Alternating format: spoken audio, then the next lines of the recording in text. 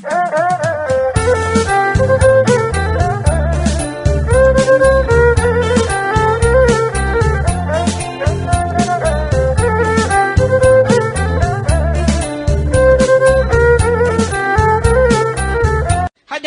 កទេថាធ្វើបុណ្យនឹងព្រះអរហន្តបានបុណ្យច្រើនណាស់ធ្វើបុណ្យនឹងម្ដាយក៏បានបុណ្យច្រើនដែរ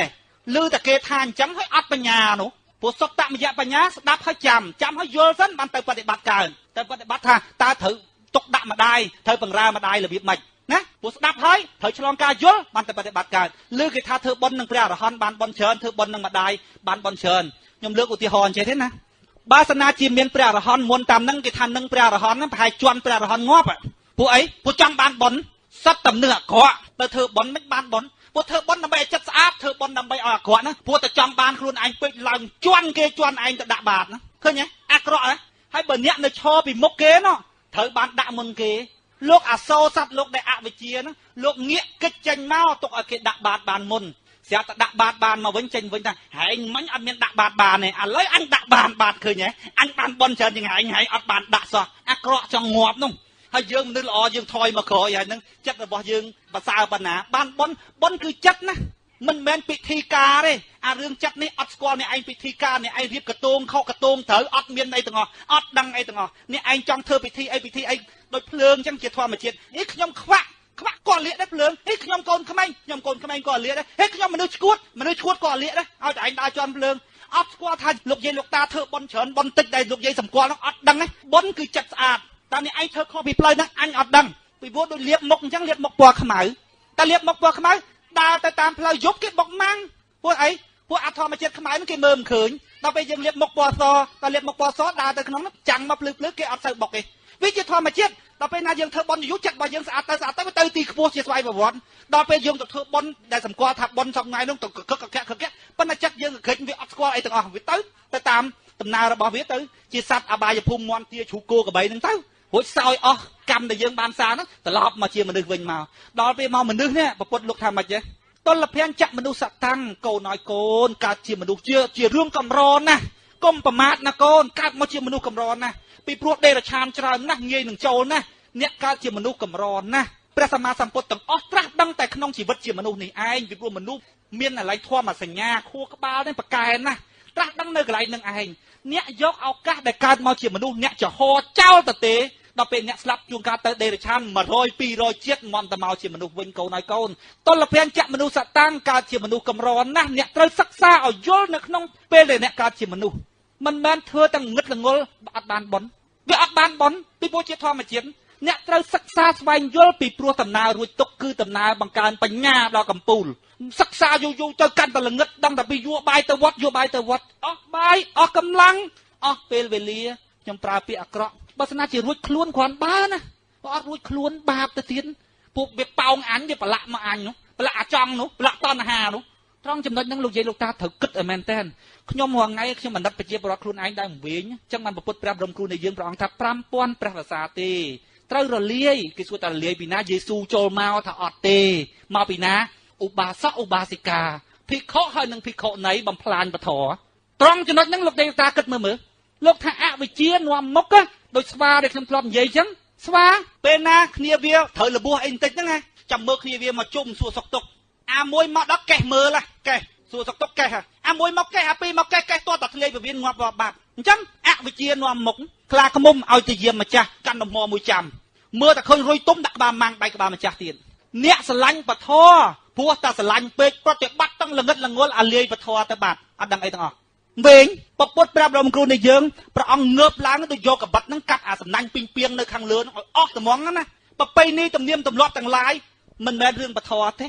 ឆ្ងល់កើតមកពីរឿងឆ្ងល់ហ្នឹងហ្មងអមិនបានធ្វើអញ្ចឹងទៅកើតទៅឋានសួគ៌អមិនបានធ្វើអញ្ចឹងទៅកើតទៅនេះកើតទៅនោះតែយើងជឿកន្លែងណារយល់មិនឃើញមានន័យថាយើងអវិជ្ជានៅកន្លែងហ្នឹងហើយយើងជឿថាធ្វើបុណ្យបច្ច័យ4បានបុណ្យទៅម៉ែមិនបានដឹងអវិជ្ជានៅកន្លែងហ្នឹង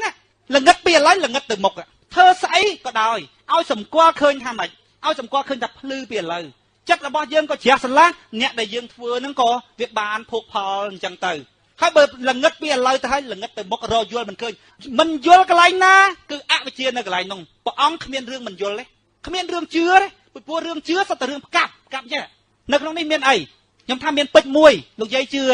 ហេអញជឿទេតំដាក់ដៃមិញមិនដែលអាណាមានទេថាហេលោកវាសនាកូនគេអ្នកមានប៉ុណ្ណឹងដែរគាត់មិនដែលនិយាយភូតទេមានសិតតែអត់ដឹងទាំងពីរអាជឿមិនជឿដល់ពេលប្រពន្ធលោកថាម៉េចទេតថាគាត់បង្រៀនឲ្យផ្ងាបាត់ដៃឡើងដល់ពេលផ្ងាបាត់ដៃលែងឆ្លោះគ្នាឈប់ឆ្លោះគ្នារាល់ថ្ងៃមនុស្សឆ្លោះគ្នាព្រោះរឿងមិនដឹងអានេះថាងាប់ទៅកើតនរកអាមួយទៀតថាមិនកើតនរកអាមួយថាមកពីកាពីថាមួយទៀតថាហេអញមិនជឿវាមិនដែលកើតនរកសិតតែមិនដឹងបានឆ្លោះគ្នាប្រពន្ធបង្រៀនយើងឲ្យដឹង